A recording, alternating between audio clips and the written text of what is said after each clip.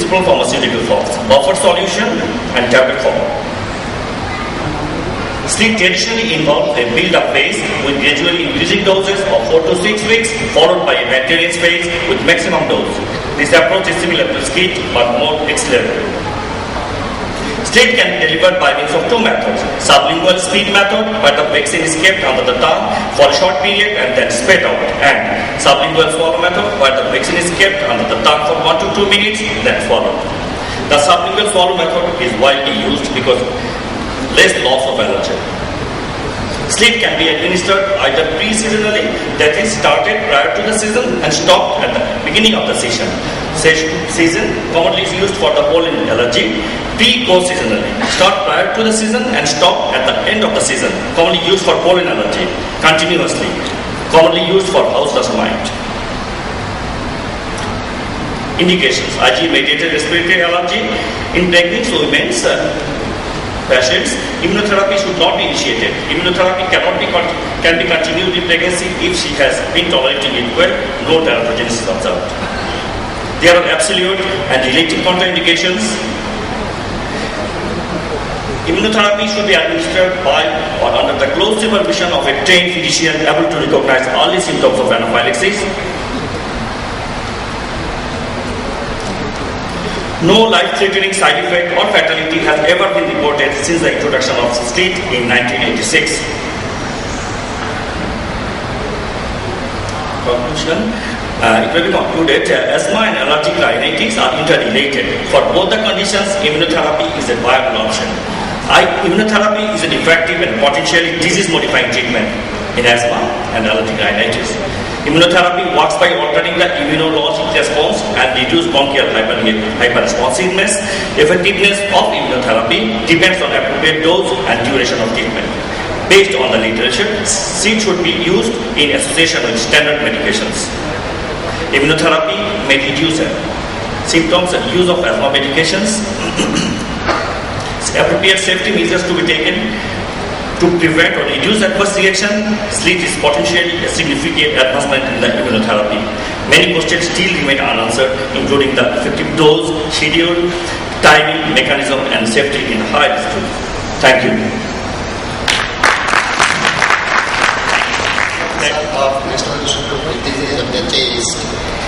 He will speak on immunotherapy of asthma, its validity and reality against his previous speaker.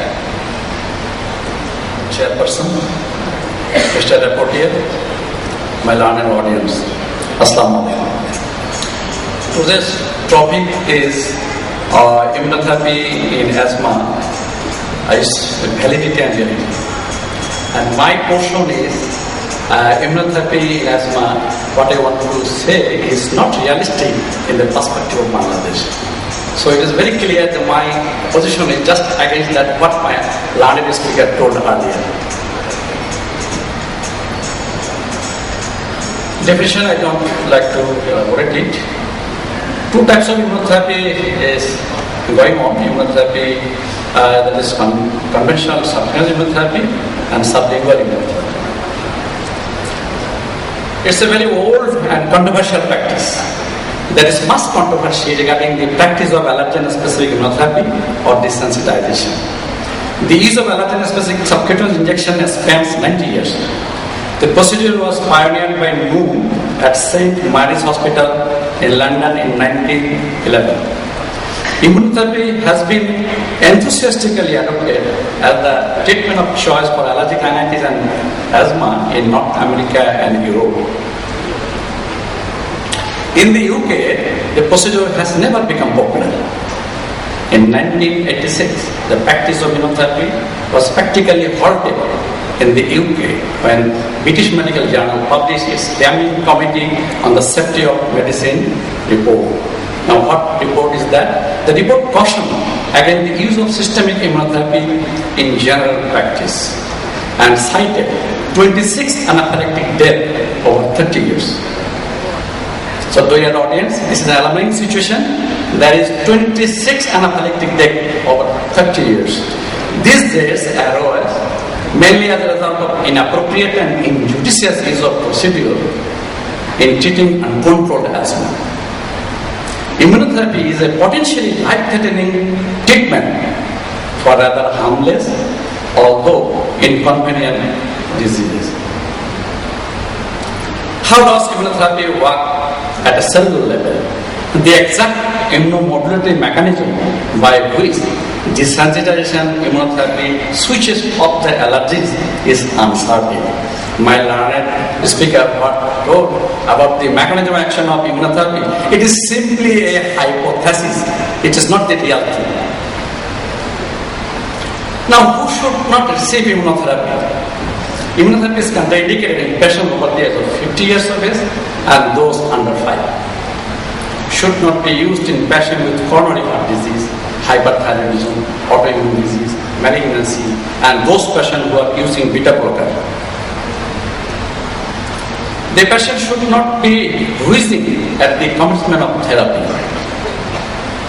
Now there are some related contraindications to the use of immunotherapy. These are pregnancy, eczema, chronic uncontrolled asthma. Now in view of the danger of inducing severe or fatal bronchospasm, immunotherapy is not generally recommended for the treatment of asthma in the UK. Now some points regarding this sheet, injection immunotherapy. This has a number of limitations. Efficacy is usually partial and patients continue to need to use some drugs for the relief of symptoms. If the patient needs to continue some other medication for the relief of the symptom, then what is the utility of immunotherapy? This is my question. Adverse reactions are well recognized, including death from anaphylaxis can occur. The rate of occurrence of severe systemic adverse events with subcutaneous immunotherapy ranging from 0.5% to 6%, and the occurrence of systemic reaction in general has been reported up to 46.7%. The figure is to some extent higher. In addition, this risk creates a logistical issue, since the injection have to be given in a doctor office by someone familiar with the injection immunotherapy and with managing anaphylaxis. Patients have to stay in the doctor's office for at least 30 minutes after each injection. Many potential patients are unable to find the time for injection because everybody is busy, no time to inject. This injection-based modality of administration is not acceptable to the most pediatric patients. The rate of discontinuation of subcutaneous immunotherapy has been reported to be up to 34%, mainly due to side effects. One of the limitations of using subcutaneous immunotherapy in asthma is that, for safety reasons, its administration is limited to asthmatics whose FEV1 is more than 70% of the predicted. Thus, many of the moderate to severe asthmatic patients who might get most benefit from the immunotherapy have indication that precludes subcutaneous injection immunotherapy. Now some points regarding sublingual immunotherapy. Sublingual immunotherapy was introduced into clinical practice in Europe without formal evidence of efficacy. By 2005, 21 trials of sublingual immunotherapy involving 959 subjects were available for meta-analysis. Results indicate that there was efficacy against allergic symptoms, although only cautious in conclusion were possible because of the wide variation in allergens, dosage schedule, patient selection, and type of outcome measure. Now in 2006, the results of 3 large double-blind placebo-controlled trials of a grass pollen tablet for sublingual immunotherapy were published. These trials included more than 1,600 patients, showed that 35 to 40% reduction in clinical symptoms in the first year of treatment and a similar reduction in the use of rescue medication. The only few agents that are currently commercially available for sublingual immunotherapy, not for all allergens present in the environment. For example, the extract of grass pollen. The FDA has not approved any agent for sublingual immunotherapy. A single sublingual tablet taken once daily constitutes the standard dose. The appropriate duration of sublingual immunotherapy has not been clearly established. So the practices and the recommendations differ.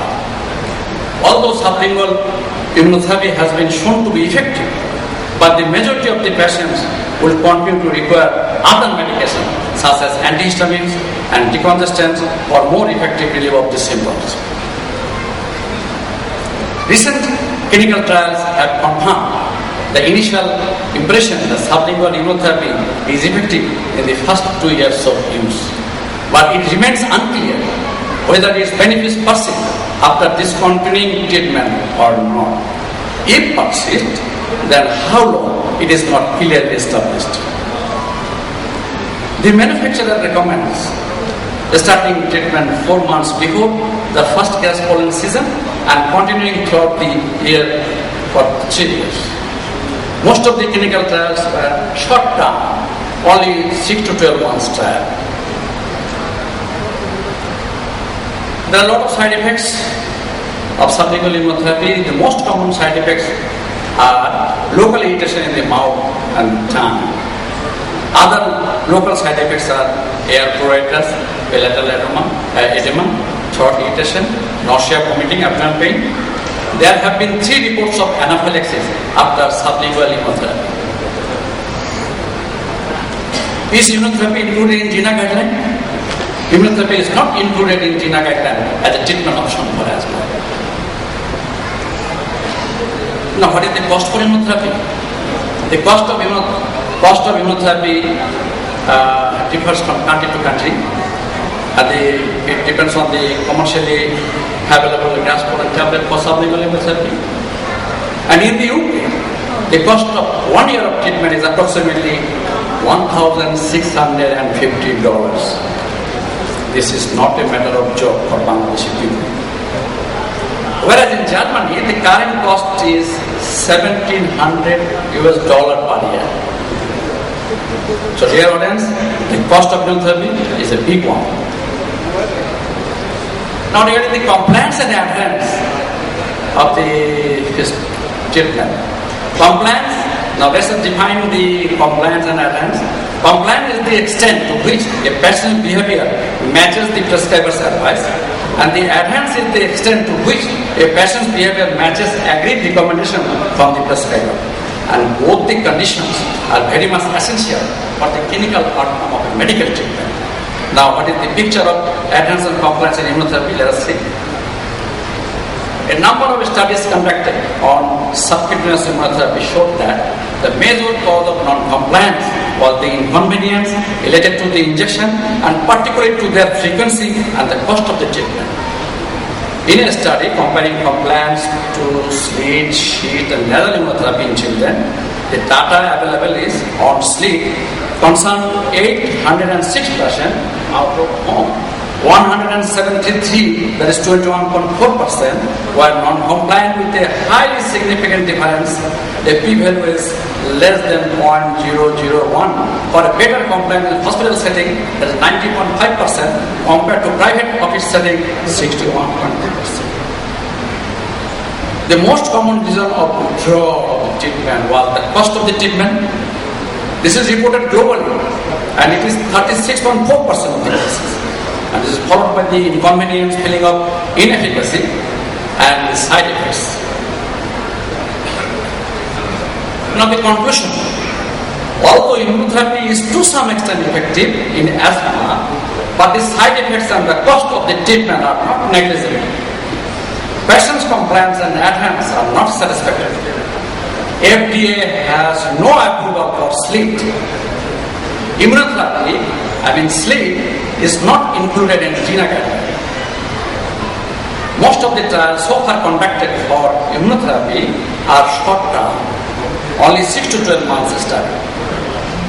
Not so effective in asthma patient because the patient needs to continue other medication for the relief of the symptoms. And the optimum duration of treatment is not clearly defined. Whether benefit persists after discontinuation of the treatment, nobody knows. If so, how long? Not properly mentioned. And this immunotherapy is not indicated over the age of 50 years of patient and under 5. Only few agents are currently commercially available for sleep. We know a lot of allergens are present in our environment, but only few agents are commercially available. Moreover, the exact mechanism of action is not known, and its use is contraindicated when asthma is associated with other comorbidities like coronary heart disease, hyperthyroidism, autoimmune disease, and malignancy, etc. The optimal starting dose and the dosing frequency for maintenance of the treatment have not been established. It is not clear if the starting dose or the maintenance dose will be the same for all various allergens. Nobody knows. For safety reasons, immunotherapy is limited to asthmatic patients whose FEV1 more than 70% of the predicted. So many of the moderate to severe asthmatic patients are not going to get any benefit from the immunotherapy. Thank you all so much for participating.